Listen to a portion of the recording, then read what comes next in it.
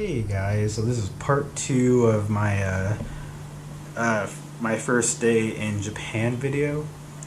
Uh, and I literally just got done recording the other one. Go watch it. It's not really important to understand everything I'm gonna talk about in this video. My last video was just all about like the trip from Chicago to Japan and what that was like. And this video is going to be all about like stuff I experienced once I was in Japan. Like, morning comes, I wake up, and my day starts. And I check out of the hotel, and it's a nice bright day. I recorded another video here walking to somewhere. I don't remember where I walked. Where'd I go once I checked out of the hotel?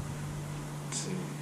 Oh yes, I needed to go to the airport so I could get a train ticket to a certain location where I was going to meet with my tour guide who was going to show me around Japan, because again, it's morning. I have like half of a day to experience Japan before I need to be on my flight to Vietnam.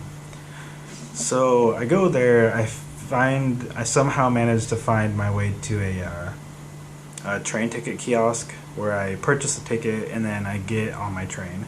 I'm making it sound simpler than it probably was, because I actually struggled a lot to do that, trying to get help from people, and I guess they just didn't understand me.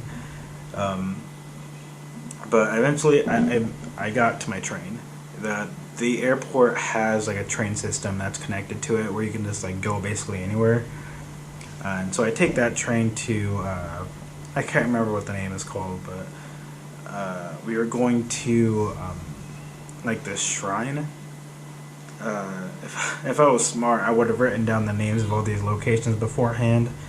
But I have pictures of them on my Instagram. You can go check those out at ItsYourBoyATK. And so I get on the train and I have to switch trains at like at some point. Like I go get on the train and I'm on my way to the meeting point, which is it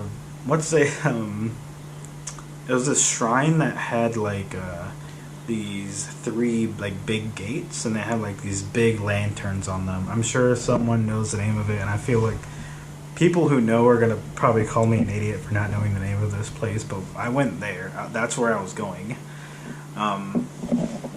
And so I go there. I'm on the train ride, and there was one point where I have to get off the train and like switch trains to get to my destination. And I turned to the guy sitting next to me. The train was so quiet, by the way. People on trains, so quiet. Like, they're not a word. So, but I turned to the guy next to me, and I asked him in Japanese if he speaks English. And he's like, yeah, a little bit. And so I asked him, what train do I get on if I'm going to,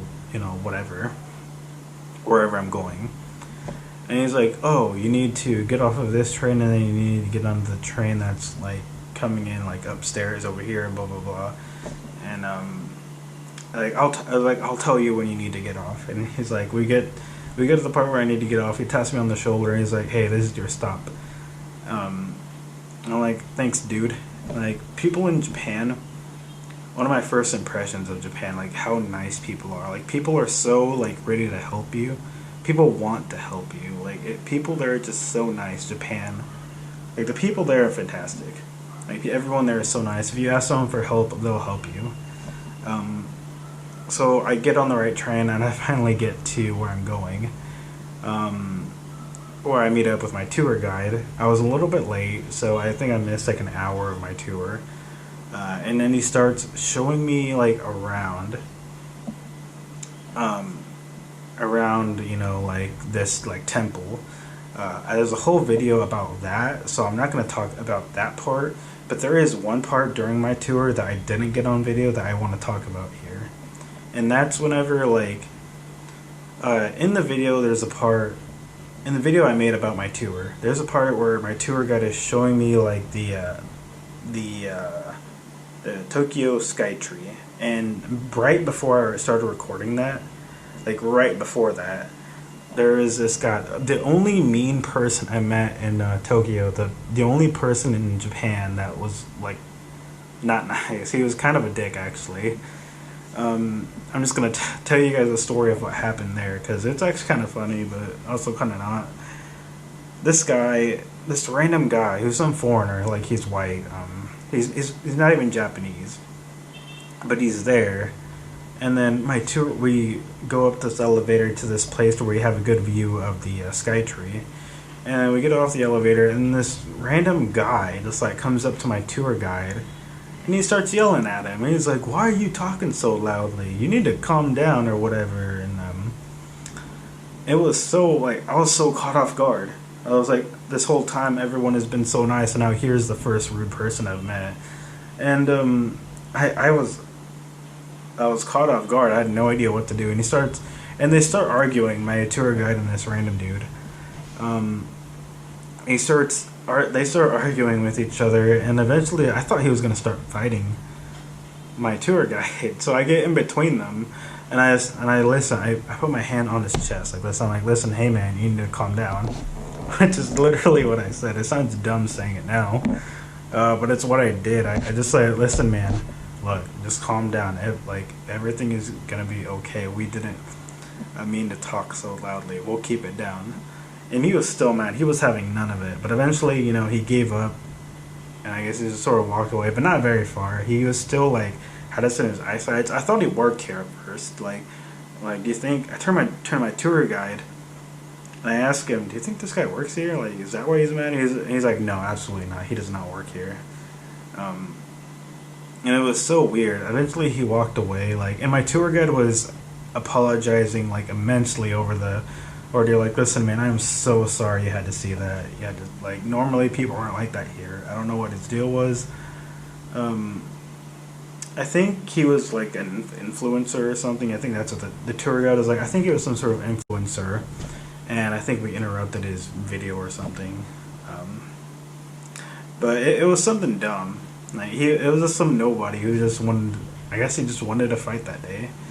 But the tour went on, and everything else I saw after that. You can go watch the videos of everything I saw, but everything I saw was amazing. These temples and everything was so beautiful, and just go watch the videos I made about this place. It was just a really amazing place to see. They had these Shinto temples, and it was just so interesting. I can't quite describe it. You just have to go see the videos I made about them. They were very fantastic. But once the tour was over, I found myself a ramen shop, and my tour guide was like, "Here, I can help." I was hungry. I was like, "I need some food. I want to try some ramen." So my tour guide was like, "I'll help you find a shop." Luckily, it was basically right there, right next to. There's this little market right next to the temple, and so we go there, and then we part ways. And I'm like, "All right, this is where I leave you. See you, I guess." We said our goodbyes, and then we parted ways. And after that, I just had my bowl of ramen, and then after that, I went to the Skytree, which I think I also made a video about. I think I made a video about that. I had ramen at this little shop, and the ramen was great, like authentic Japanese ramen. It was so good. And so I go there, and I leave the ramen shop. I'm on my own at this point, and I walk to the Tokyo Skytree on my own now. And the Skytree, once I get to the Skytree, getting there was kind of interesting, because I had to ask someone. I asked them in Japanese too. I went up to some random people that I thought looked nice, and I'm like, "Listen, do you speak English?" And then they're like, "No," so I have to brush up what little I know of Japanese, and I ask them, "How do I get to Skytree?" And they're like, "Oh, you go this way." And so I go that way, and I get there, and it's just this big mall complex, I guess, mall looking complex. And I go get my ticket, and I go up, and the site was so amazing. I posted a lot of pictures of it on my Instagram. at ItsYourBoyATK on Instagram. And the view was amazing. Like I'm a big fan of like sky views. Like being up there reminded me a lot of being in the sky deck in Chicago. So being up there kind of like, I don't know, it's kind of like being at home up there. Like it reminded me being up in the Sears Tower in Chicago. I'm a big fan of sky decks, and here in Vietnam I actually went to the Saigon sky deck, and I had the same feeling. It's like, it's like I'm at home, sort of. But the sky tree was awesome, and then once I left the sky tree, I saw everything I needed to see. I headed back to the airport, and then I took off. Well, I went through customs, and then I waited a little bit, and then we took off for Vietnam. Oh, actually, something that was super coincidence that happened at the airport once I got there. I had no idea where to go. I checked in, and I went through customs, and I'm looking for what gate I need to be at, because for some reason it's not on my ticket. And I asked someone, like, where do I go? And they were like, oh, you need to look on that big board over there. And there's this big electronic board that has like all these like flights and like gates on them.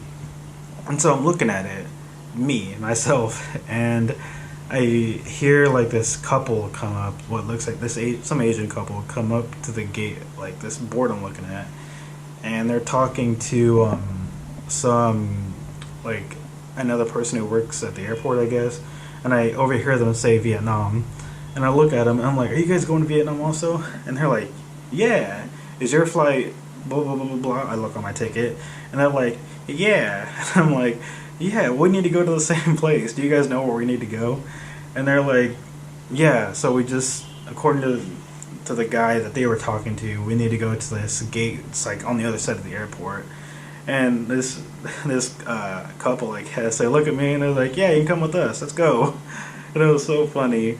Like, what are the chances that like I'm looking for where I need to be, and then these people come up basically right next to me and basically give me the answer. I just overhear them, you guys know where we need to be? And I'm like, I don't know, I just look at them and they're like, yeah, we know where you need to be, let's go. And I basically followed them all the way to Vietnam. So like we were sitting right, like what's even crazier is that once we get on the plane, we're sitting basically right next to each other. What are the chances? And then we land and we're waiting in line at the Vietnam airport, and we're sitting right next to each other in the line, and we were basically like right next to each other all the way up until I collected my bags in Vietnam. It was just so crazy. Like what a coincidence that the people who would be right next to me the whole time I just encounter right there at the Japanese airport at a random like board where you look at all the flights. It is so wild. Like, it's just, what are the chances? But anyway, I leave the airport in Vietnam, and then I guess that's the end of a Japanese video. It was a very fun experience, Japan, and I'll probably make more videos about it as I think of them, because I'm pretty sure there's other things that happened in Japan that I just can't think of right now. Just like thoughts I have on other things that happened there. I wish I could have stayed there longer, and I think probably as soon as I can, I'll probably try to make another trip just to Japan, because there's so many things to see there, and I am just so in love with Japan. It'd be nice if I could go during the cherry blossom season. I'm going to try to make that happen, but we'll see how that goes. But I'm going to end this video here. It's already 15 minutes long. I'm sorry. I'll see you in the next video. Bye.